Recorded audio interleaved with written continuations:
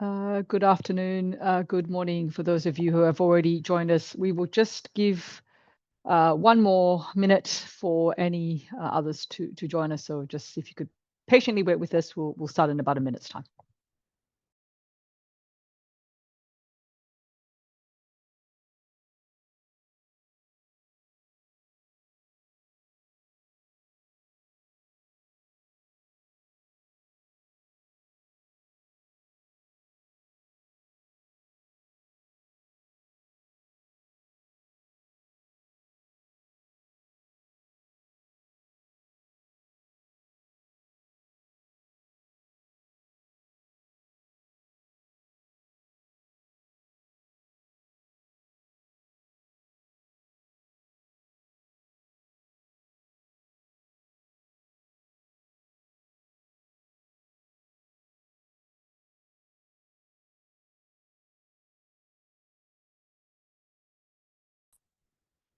Okay, I think out of respect for everyone who's dialed in promptly, let's kick the conversation off. So, firstly, thank you very much, everyone, for dialing in. To those of you dialing in from the region, good afternoon, and also good morning to those joining in from Europe and other parts of the world.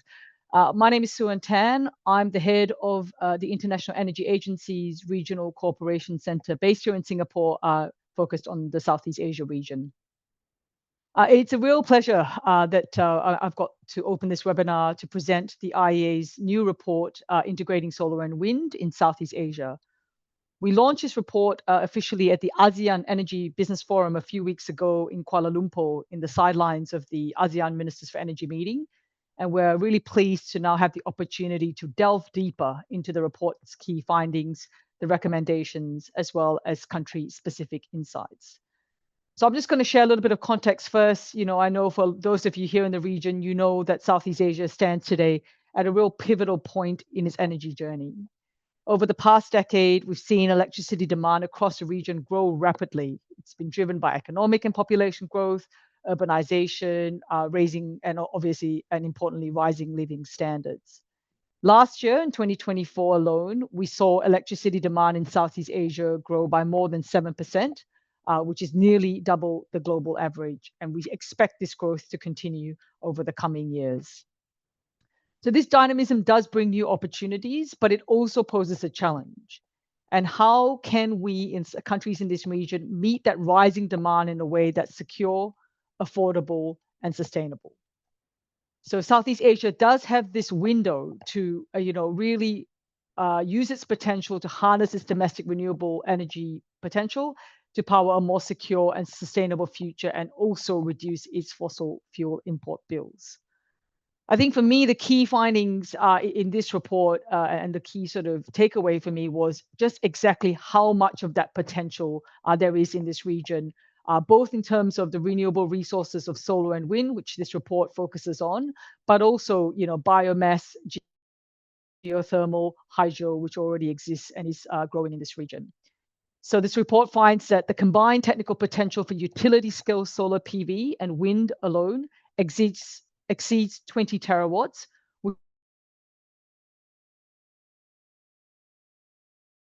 And so realizing even a fraction of that could really provide some substantial opportunities for the region.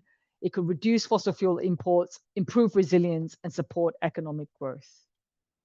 8 of the 11 ASEAN member states have now set official net zero or carbon neutrality goals. And achieving these ambitions will hinge on the successful integration of variable renewable energy, solar and wind. And as noted in our World Energy Outlook, which we released yesterday at the IEA, our flagship report, we have talked about just how cost competitive these technologies are in terms of new sources of electricity generation, both globally, but also in the region. The challenge now is how do we ensure that we integrate these generation sources into existing electricity systems in a careful, planned way.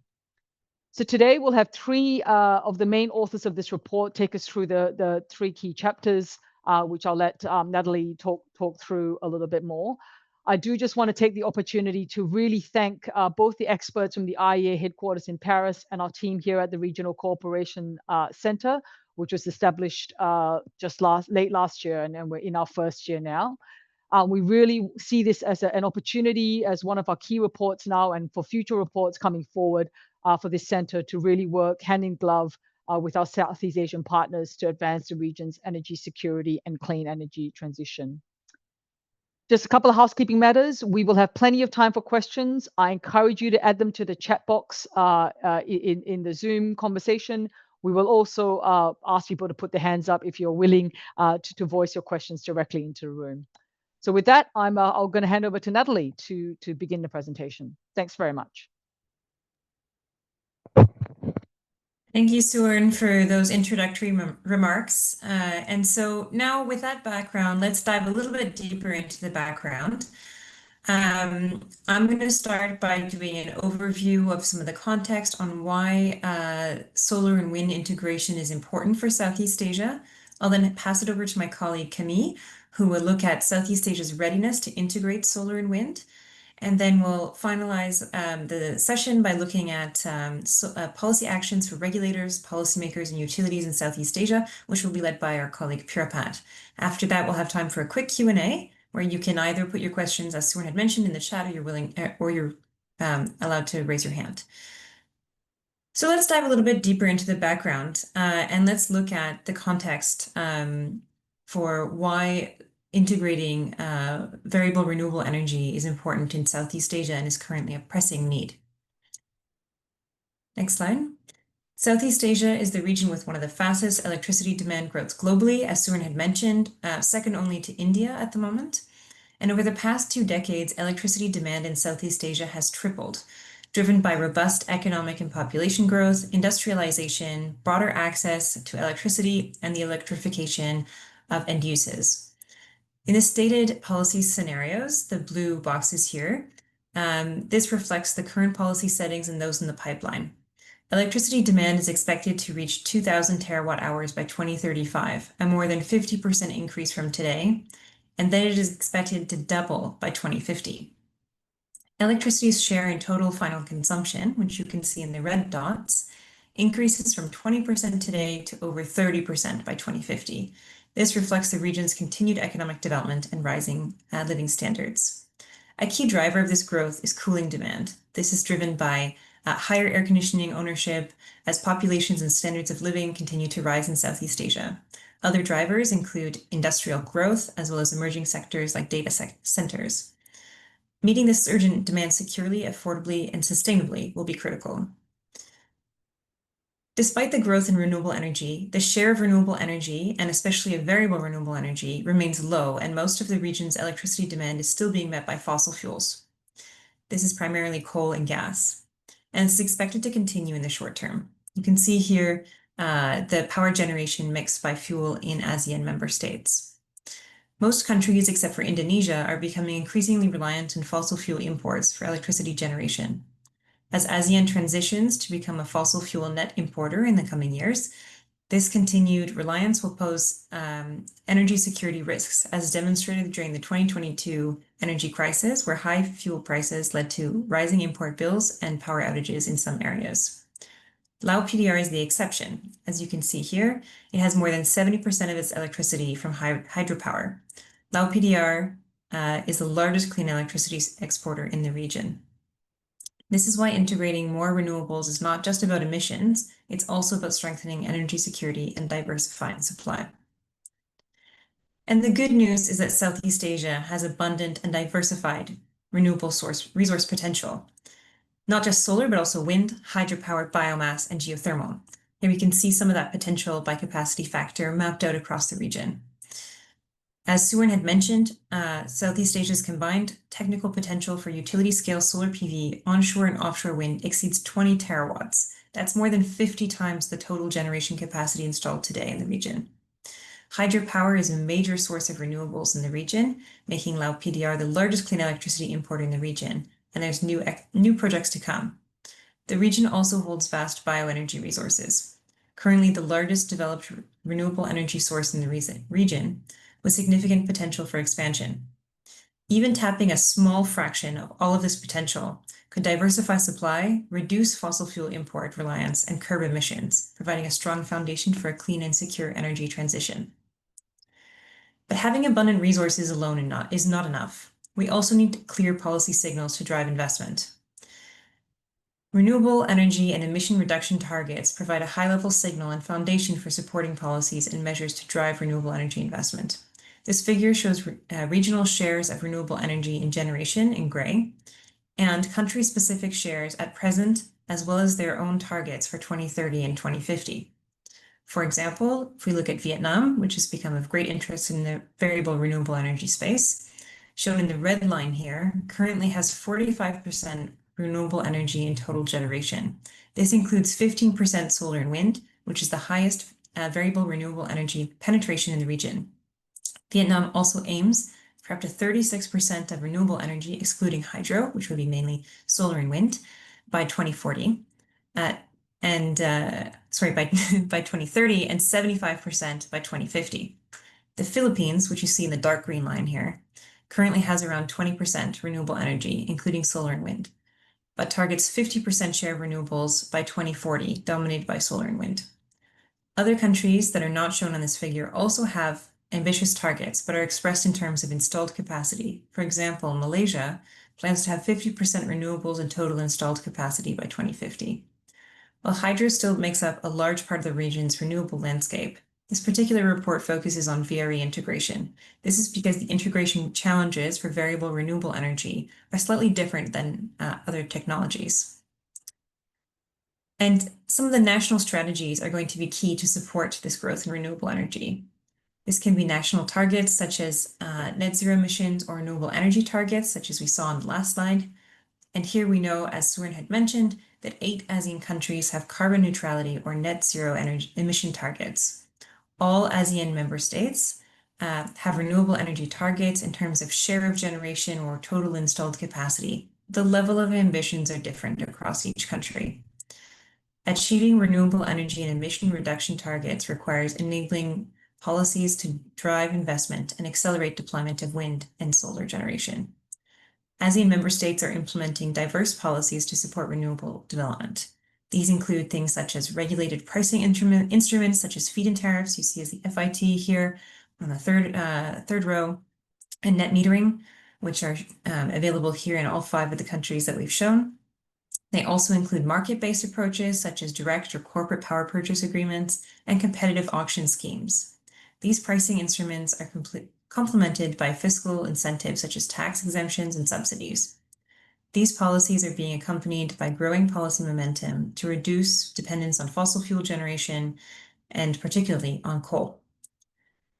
While this has a strong potential for renewables, and there's rapidly growing electricity demand, and many high-level targets are already in place, how ready are the countries in this region to actually integrate variable renewable energy? I'll hand it over to my colleague Camille now to look at this further. Thank you. Thanks, Natalie, and good morning, afternoon, everyone. So yeah, we've now set the context and seen what directions the region is aiming to go based on the country targets and ambition. And we know that achieving these targets will require substantive development of new wind and solar PV plants, which are now among the most cost-competitive technologies in the region to produce electricity. So the question we ask ourselves in the report is, how ready is Southeast Asia right now to integrate this massive upcoming capacity? As you know, integrating wind and solar PV in any power system that is historically reliant on conventional generation doesn't come without any challenges, and that's what we're gonna see now. And next slide, please. So one part of the analysis that we did in this report was to assess the level of readiness of each ASEAN member state for integrating solar PV and wind into their power system. So for this, we've tried to collect information on the VRE integration measures and policy in place for each country based on different surveys, consultation of local experts, and publicly available information. So this table that you see here on the slide shows the different types of VRE integration measures that we've tracked. I'm not going to go through all of them, but for example, for the first one on enhancing power plant flexibility, we looked at what's in place in each country to improve the flexibility of the power fleet. For example, whether it is through retrofitting the current fleet of conventional power plants, whether it is to use flexible power contracts, or whether it is by having specific technical requirements that apply to wind and solar power plants. For accurate forecasting measures, for example, we have assessed whether the country is already doing forecasting of wind and solar generation, but also forecasting for net load of conventional generators and forecasting of power flow. So these are more advanced measures, but that become necessary when the share of renewables increases.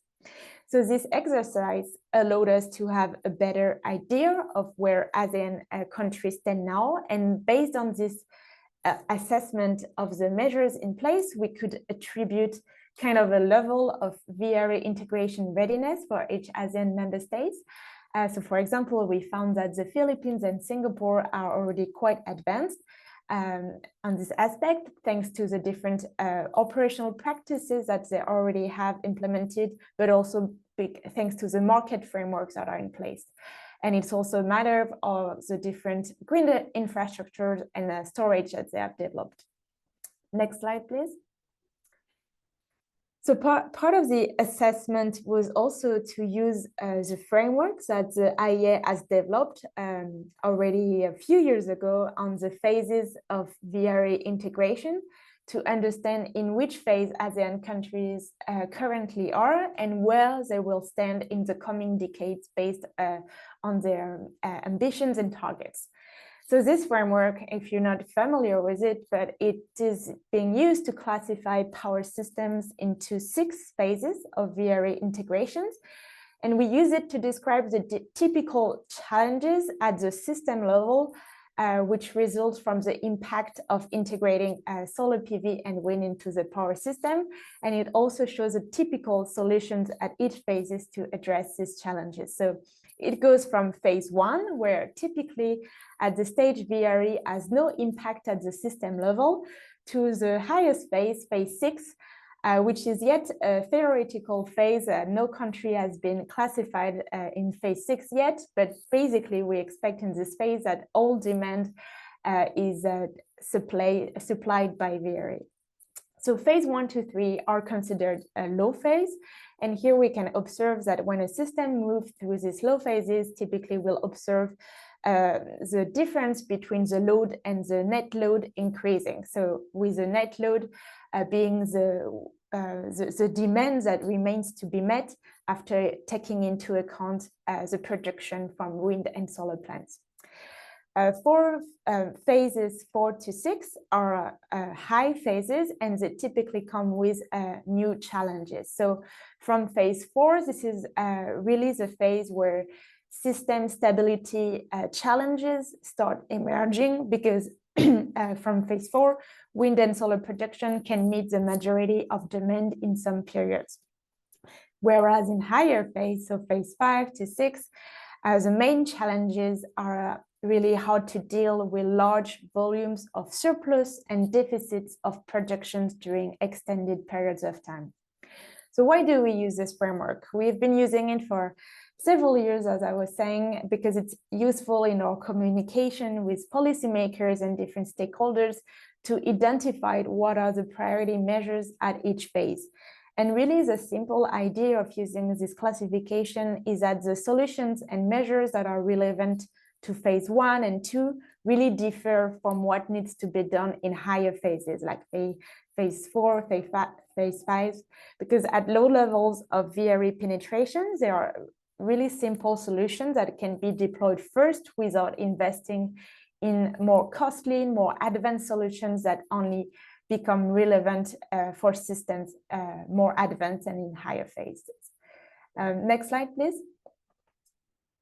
So using this framework, we've done an assessment that is being presented here, and it shows that most ASEAN countries right now are in early phases of VRE integration today, and will remain so until 2030. So concretely, what does this mean?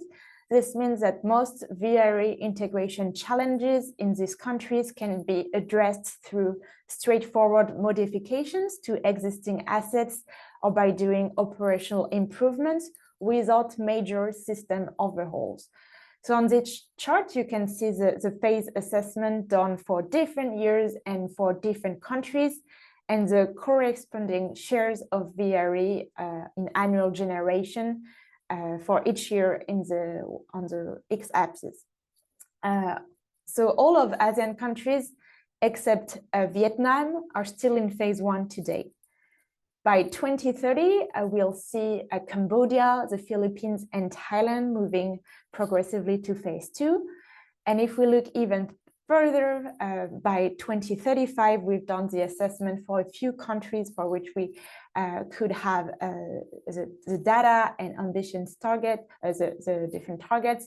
So we expect that Philippines will be moving to phase 4 by 2035, thanks to its very ambitious VRE development plans, which is quite a big jump from the situation today as they still stand in phase 1. Another key aspect that we emphasize in our report is that the challenges that Southeast Asian countries will experience by 2030, 2035 are similar to what is already managed by many countries in higher phases today. And that's what we show in the lower part of the chart. We've done the assessment as a comparison to different more advanced power systems, such as you can see, for example, Japan, Italy, Australia. Those are all countries that are currently standing in phase 3, and they are already doing well and managing the challenges of integrating wind and solar through a combination of different flexible resources. This include thermal and hydropower plants, but also other flexible resources such as demand response, interconnections, and energy storage. So the message is that solutions exist and are already being used in different countries, and Southeast Asian countries can benefit from this global experience. Next slide, please. Thank you. So going a bit deeper, we have looked at the impact that solar PV will have on flexibility needs in the region. As explained, so solar PV will be really the main technologies that are installed among all renewables. And while today most of the short-term, flexibility, which means hourly and daily flexibility, is driven by changes in electricity consumption, we expect that in the next decade, it will be solar PV, which will become the primary driver of flexibility in the region because of its characteristic production patterns. So in this analysis in the report, we have compared what will be the ramping and flexibility requirements in the systems in Southeast Asia that are deploying a lot of solar PV. And we've tried to compare it with countries that are already a bit more advanced in that field, already with a lot of solar PV in their power system. So one impact of deploying high shares of solar PV is the operation of a characteristic duck curve, as you can see on the chart. So the characteristic duck curve patterns that are already observed in many power systems today. So this duck curve typically shows steep ramp rates, especially when the sun sets and other generation plants need to compensate for the decrease in solar power. And it also shows larger gaps between the net daily minimum and the peak demand. So here you can see on the left the evolution of the net load curve for Thailand, Indonesia, and Vietnam between 2030 and 2035. And you can see clearly, especially for Thailand and Vietnam, a clear deepening of the curve. And on the right, you can see a comparison with the net load curve for Italy, Spain, and Japan last year. So the conclusion of this analysis that is being more detailed in the report, but it is that many ASEAN countries developing solar PV will face higher ramping and flexibility requirements This is sure, and by 2035, the challenges in ASEAN will be similar to some countries with already notable shares of solar PV.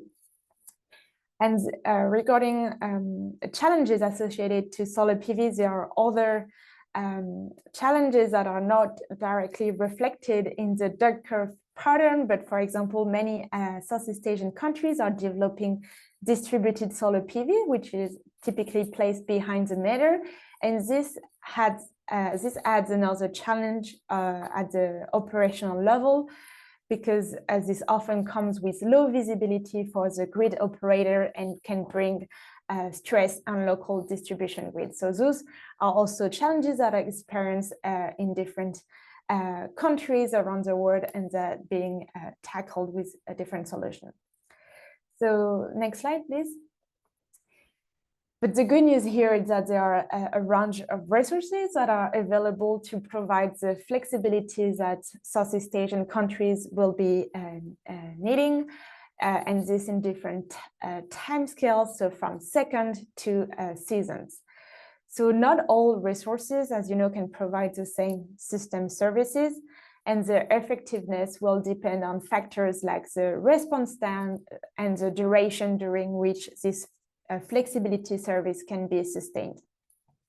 So the key message here is that countries really should prioritize the most cost-effective flexibility options that are available to them based on their current fleet of assets and based on the local conditions. So for systems in load phases, it's generally mostly a matter of unlocking the flexibility from current assets, which includes thermal plants and demand response.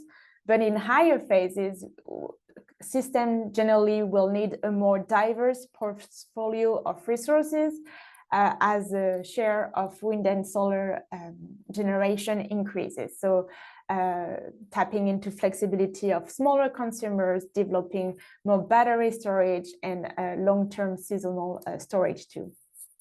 But in many Southeast Asian countries, again, like staying in low phases, most of the short-term flexibility is currently provided by thermal plants and hydropower. For example, if you take the example of Indonesia, we have calculated that coal and gas power plants currently provide 80% of the hourly and daily flexibility right now, with the rest coming from hydropower. However, for these countries, as the VRE penetration increases, they will also need to develop new flexible resources. For example, demand response, tapping into the flexibility of air conditioner and heating loads, but also EV charging that are also developing quite fast in some countries. Next slide. And that will be my last one. So in addition, another type of flexible resources will be critical for the region, as those are grid infrastructures and interconnectors. In the Southeast Asia Energy Outlook that we published last year, we see that grid investment would need to double by 2035 compared to 2023. This will mainly be new builds for domestic transmission and distribution networks, but also investment corresponding to all the interconnector projects which are planned to be built under the ASEAN Power Grid. And the ASEAN Power Grid will really be a key regional initiative to tap into the diverse renewable energy potential of each country and provide an additional layer of flexibility at the regional level. So I'll now pass over to my colleague Pirapat, who will present on the priority actions that we have identified. Thank you. Thanks very much, Camille.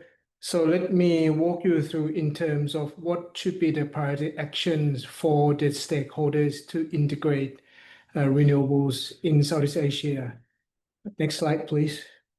So based on the level of readiness which has been described, and also the expected phase of VRE integrations of each of the ASEAN member countries, our report provide the recommendations on what should be the priority actions for governments, regulators, and utilities.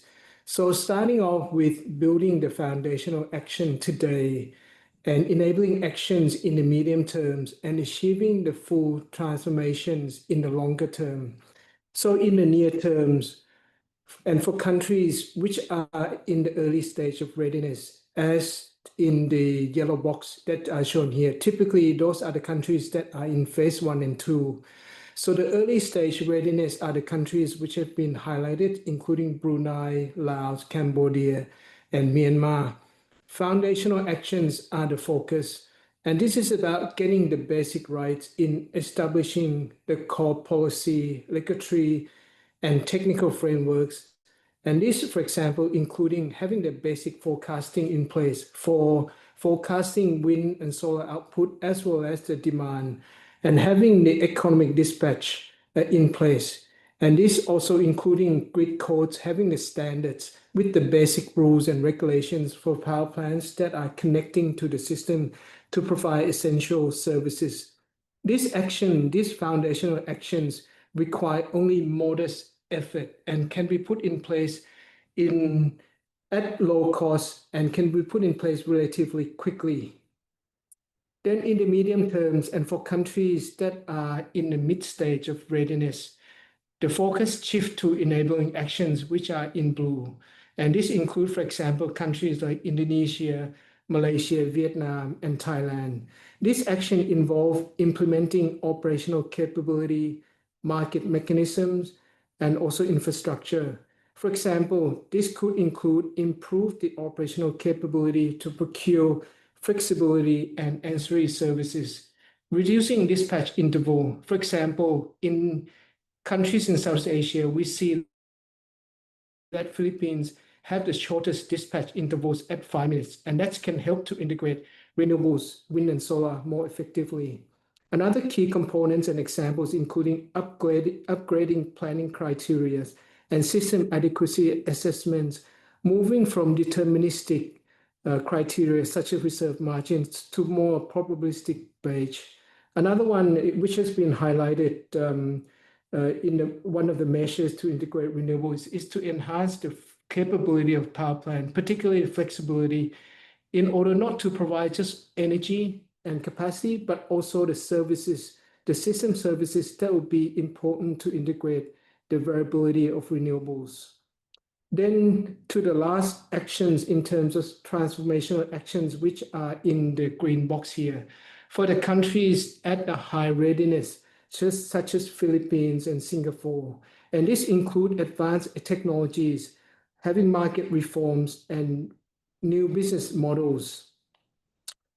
These actions, including, for example, the advanced technologies such as the grid forming inverter and synthetic inertias that coming from variable renewable technologies to help to address the issues of variability that they cause.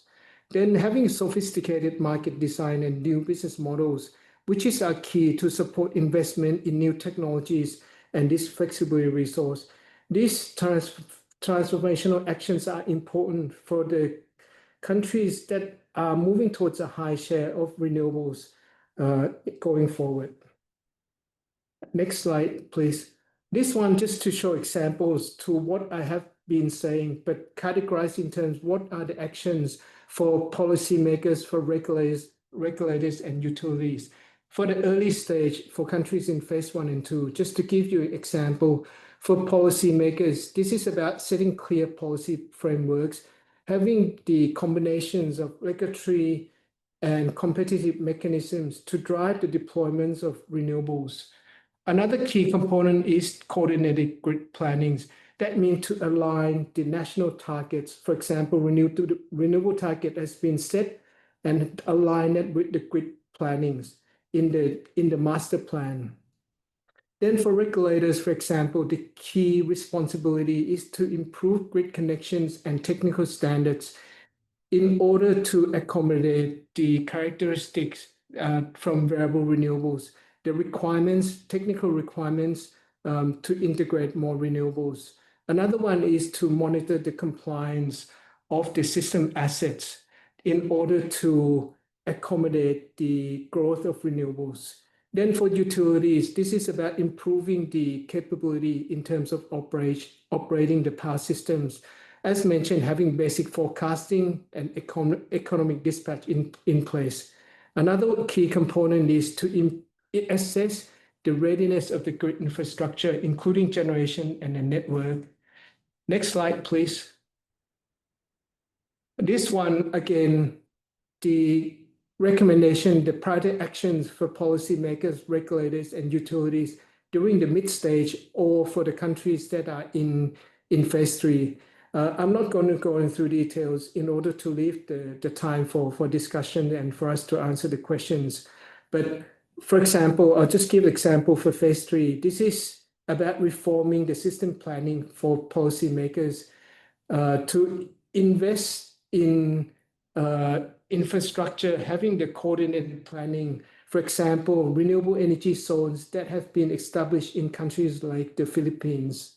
And for regulators, having the mechanism to procure flexibility services to accommodate the high share of renewables.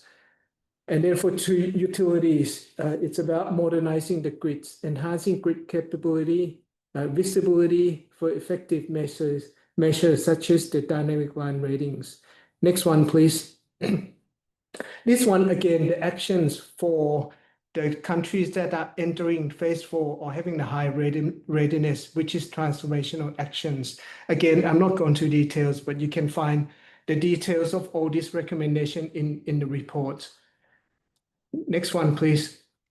Now, I just want to bring you to the last slide. So let me close with the key takeaways from our analysis and the practical steps to integrate variable renewables. Just to summarize our presentations that Natalie, Camille, and myself have been saying, ASEAN country as a region has a strong visions with ambitious renewable targets and emission reduction goals. So solar and wind is central to achieve these targets. So the key takeaways that I want to highlight consist of these 5 main elements. The first one is that Southeast Asia can integrate higher share of variable renewables with modest efforts until 2030s. And this including the actions from foundational actions for countries that are in phase 1 and 2 to enabling actions for countries that are moving to phase 3 by 2030s.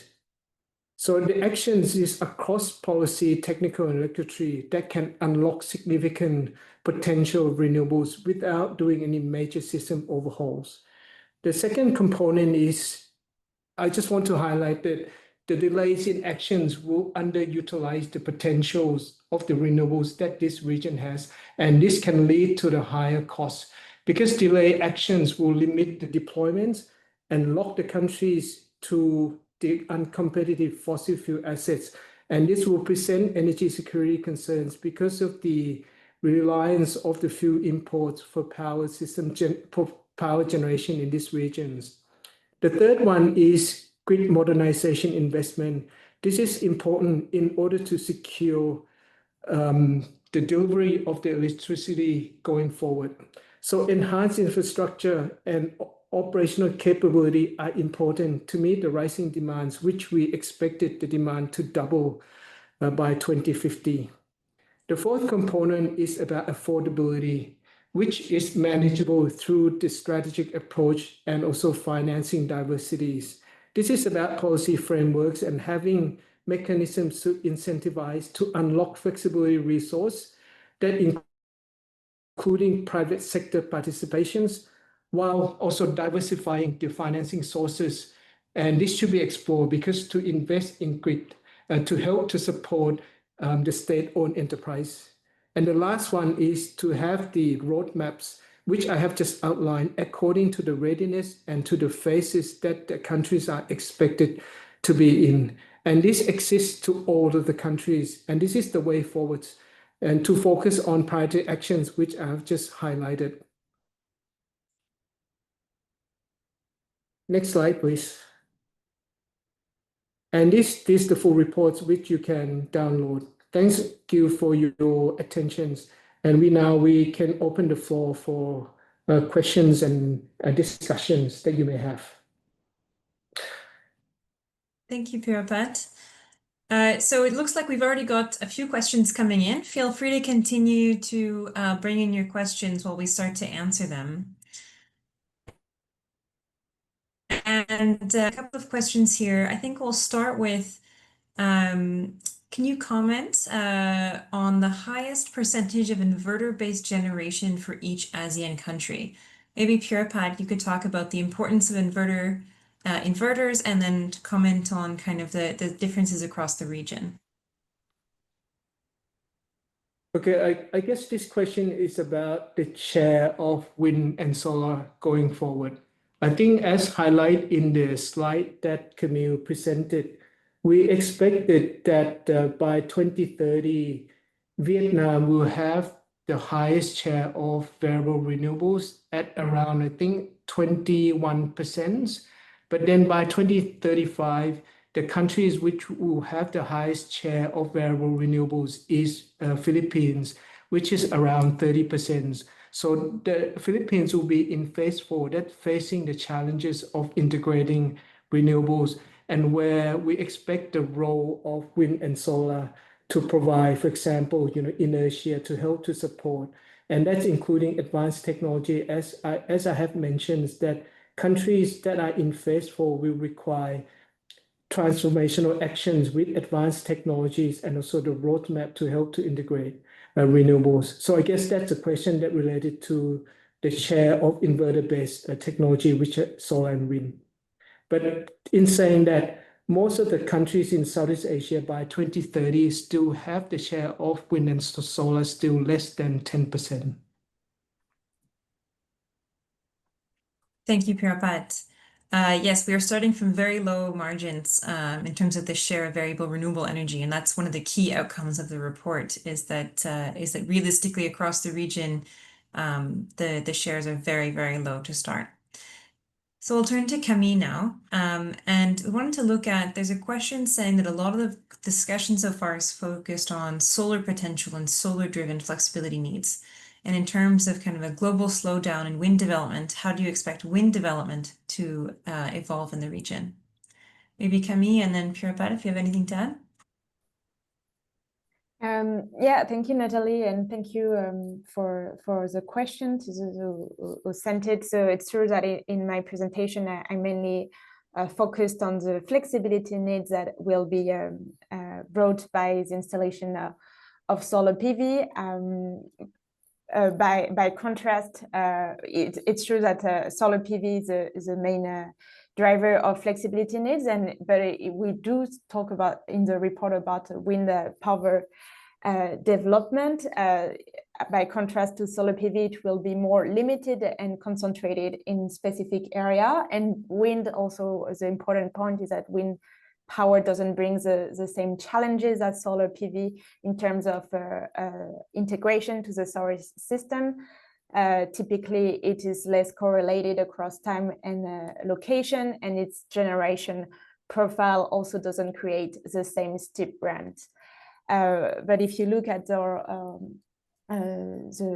different forecasts that we have for renewables development in the region, we see also a strong role for wind generation. In our Electricity 2025 report, for example, we see that wind generation in Southeast Asia is set to grow at an average rate of 6% between 2025 and 2027.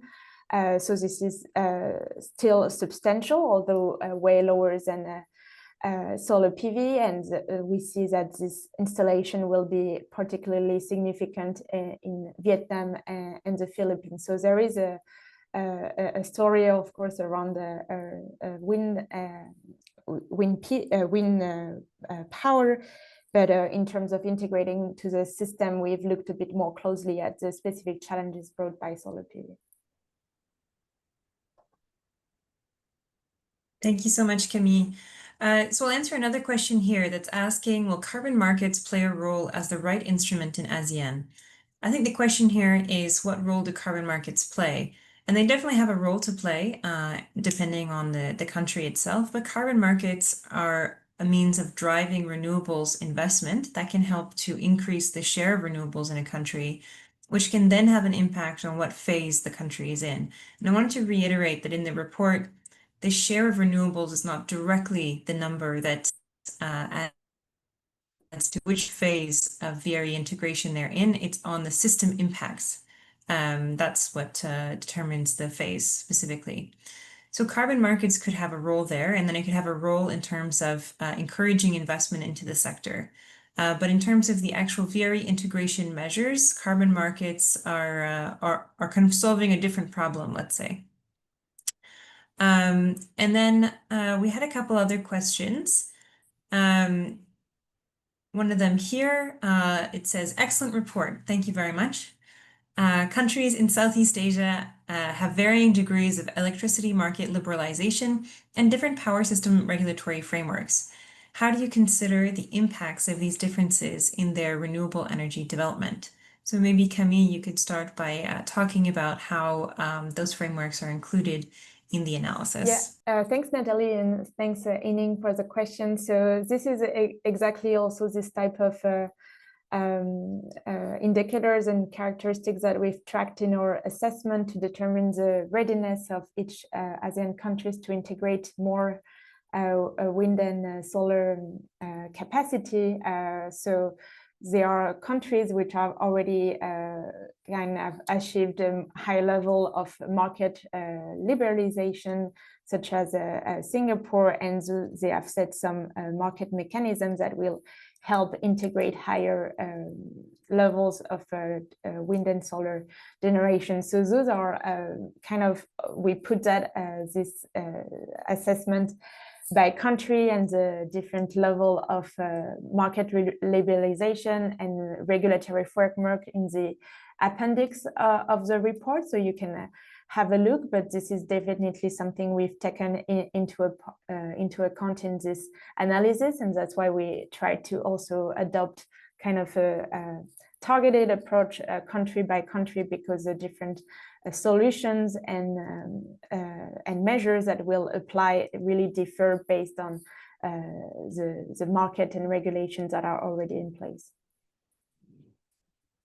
Can I also add to that as well? I think that's a really excellent question, because in Southeast Asia, as highlighted, there are only two countries which have the market in terms of electricity market, which are Singapore and Philippines, and also that have some impact in terms of the support, the deployments of renewables, and incentivize the investment in resources as well. Like, for example, Philippines now have reserve market, which not only just providing energy and capacity, but also incentivize the service that coming from ancillary service in order to help to integrate renewables, like, for example, primary response, secondary response, and that's helped to encourage investment and also flexibility resources that can help to support the growth of renewables. And that's also one of the reasons where we assess that Philippines will be in phase 4 by 2035, not only because of the target that the government set in terms of renewables, but because of the mechanism to support the growing share of variable renewables. Thank you, Camille and Pieropad. I think there's quite a few questions here that are related to how did we kind of make the assessment, and what is the assessment for different countries, what's included. If that's one of your questions, there's some relatively juicy content, in our opinion, in the annexes of the report. So it's worth a look to take a look at kind of how did we make this assessment and what did we include. We have, if you're interested in a specific country, you're always welcome to reach out to us, especially if it's any country ministry that wants to know more about how we looked at your country in particular. We're always happy to have a discussion about that more in depth about a specific country. But hopefully the annexes will help you to understand a little bit more how those recommendations were made and on what basis and which things were included. Great. So go ahead. There's a questions on cross-border collaborations in ASEAN to enhance grid flexibility. I think that's the first one. That's another great questions as well. because this one, I believe it's talking about the cross-border connections.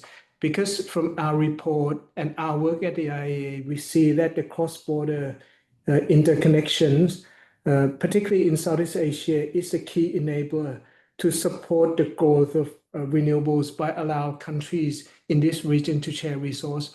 As highlighted in our presentation, is to show that the renewable potentials in these regions are not only this excessive amount, but also diversified, not just solar and wind, but also hydro, biomass, and geothermal. And cross-border interconnections is the key enabler for countries to share those resources and to help to integrate more renewables once the countries are interconnected.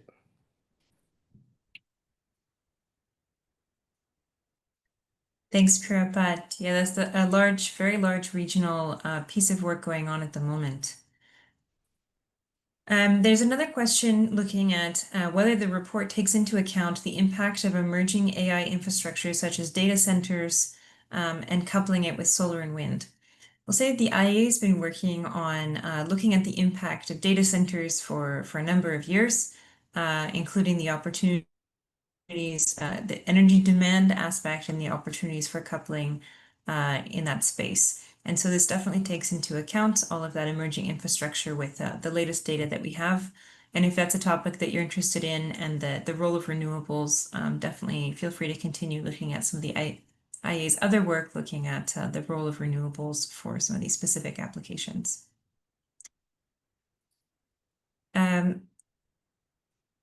Okay, we'll go back to a question. Natalie, I think Camille can answer a few of the questions. So why doesn't Camille just jump in and answer those, Camille? Go ahead, Camille.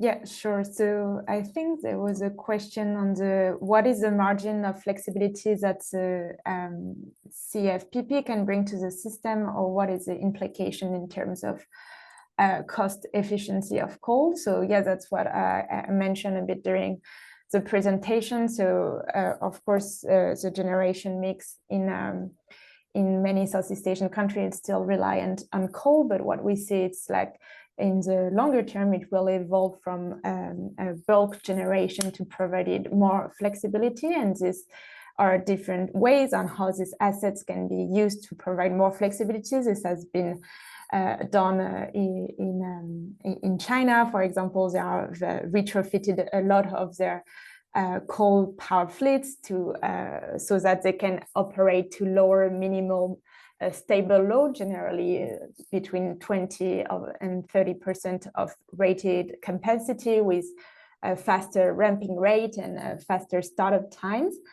But in Southeast Asia, what we discussed is not only a matter of technical retrofits, I would say, but also about revising or dealing with current inflexible power purchase agreements, which are kind of obligating thermal plants to produce with a take-or-pay obligation. And those are really barriers to flexible operation of those assets.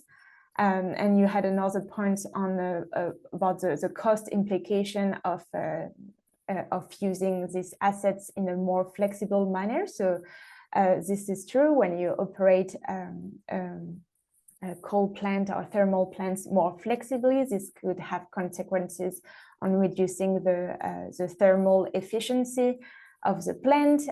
This will increase the fuel use and some operating and maintenance costs. But there are some trade-off at the system level. This operating those coal plants flexibly will also reduce, for example, renewable curtailment and the cost associated with balancing the system. So this has to be seen at the system level. What are the costs and benefit? And what we observe in general is that in the end, like this will contribute to lower the system cost because this allows to integrate more cheaper generation from wind and solar plants. So this was this one. I don't know. There are many other questions. I don't know, Pierre-Pat, if you flagged one.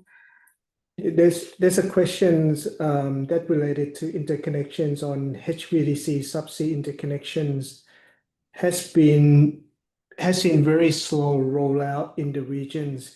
Few AIM-3 subsea projects, AIM-3, which are the ASEAN Interconnector Master Plan Study, showing that. Sorry, I lost it because of the new question that come in. Hold on. So basically Pierre-Pat, it was asking just a about, question about interconnections, Pierre-Pat, about subsea interconnections. That's all it was. yeah, it's about subsea interconnection. So what do we see as a role? Because I think this is it's a very great question, because in the past there's very minimum subsea interconnector in Southeast Asia, but according to the AIM-3 phase 3 studies, out of those 18 projects from now going forward until 2040, most of the interconnection will actually be subsea because of the geographical characteristics of these regions. And there are challenges with subsea because of the experience that this region doesn't have. And we classify those challenges into technical, regulatory, and legal, and governance and finance. And these are the work that we're going to be doing on this work as well, focusing on the regulatory challenges. Because based on the discussions that we have had throughout various meetings and workshops that we organize with international experts, the most challenging parts are related to regulatory and governance. This is about, for example, permitting process that can take a long time in order to enable the subsea HVDC interconnector. And we're going to have one report that will come out first quarter of next year on financing ASEAN interconnector, which looking at some of the financial aspect, the challenges that related to subsea cable, particularly the HVDC.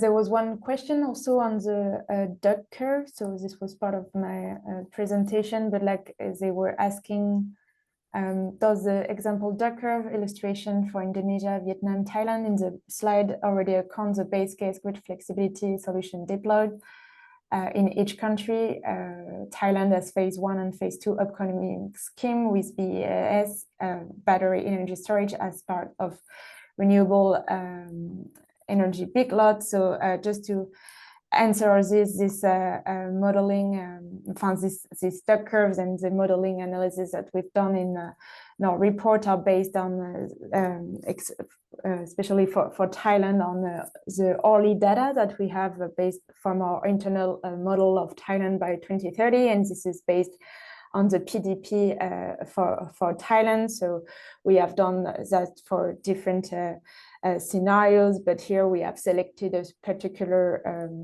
illustrative and more extreme duck curve on a day with the highest 3-hour ramp of change in the years, and that we have normalized. So when I was showing the figure, it doesn't mean that every single day of the year will be like this for these countries. We have tried to show an extreme case, and of course, depending on the batteries, on the different solutions and flexible solutions that you implementing, this will help manage this high steeping, this high ramping rate that I was showing in the slide.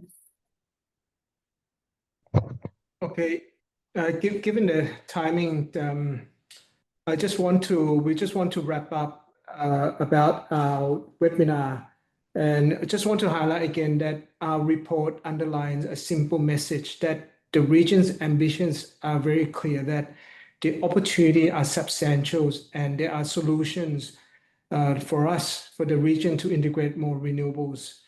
And successful renewable integrations will require careful planning, targeted investment, and clear policy. And this is where the IEA's work is focusing on, to help countries to move from commitment to implementations. So our report has clearly identified what are the solutions to address the challenges both in short, medium, and longer term. And we intend to maintain the momentum of this work at the countries and also at the sub-regional level going forward. So over the coming months, we are planning to have a follow-up work on VRE integrations, including country-specific analysis, as well as ASEAN more widely, to help align ambitions with implementations. So we are looking forward to seeing you and further discuss at various events in the regions. And again, as mentioned, the recording of this webinar will be available in the coming weeks. Thank you again for your participation in this webinar. Thank you. Thank you. Bye-bye.